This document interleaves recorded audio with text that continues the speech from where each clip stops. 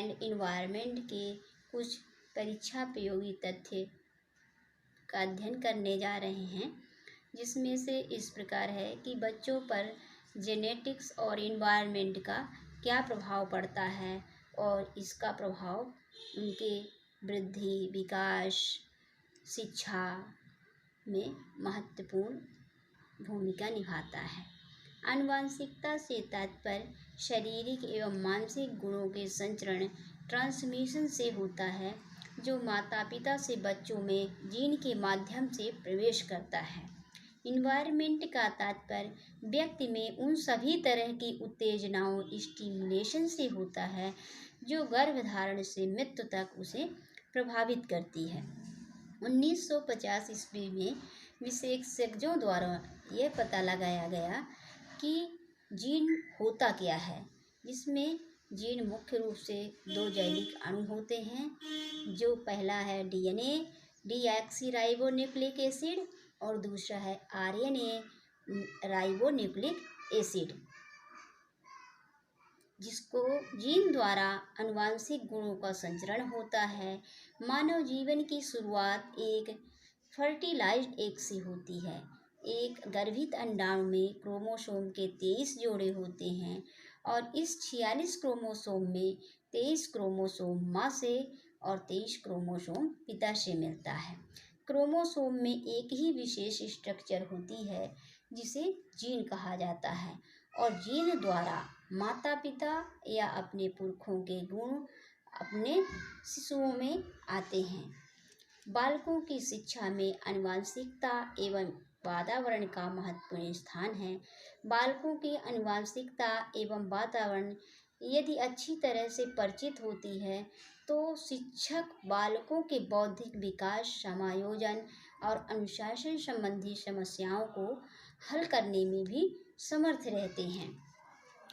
आनुवंशिकता का नियम, लॉ ऑफ हेरिडिटी, जिसे मेंडल ने अपने शोध पर प्रतिपादित किया था और वो ये पता लगाया कि एक पीढ़ी से दूसरी पीढ़ी में व्यक्तियों में के गुणों में भिन्नता कैसे और क्यों होती है। मानव व्यक्तित्व आनुवंशिकता और वातावरण की अंतःक्रिया का परिणाम है। व्यक्तित्व एवं बुद्धि में वंशानुक्रम की महत्वपूर्ण भूमिका होती है। जिस प्रकार शिक्षक विद्यालय में विभिन्न प्रकार के शैक्षिक कार्यक्रमों का आयोजन करके शैक्षिक वातावरण को उन्नत बना सकता है, जिसका प्रभाव बालकों के सभी विकास पर अनुकूल प्रभाव पड़ता है।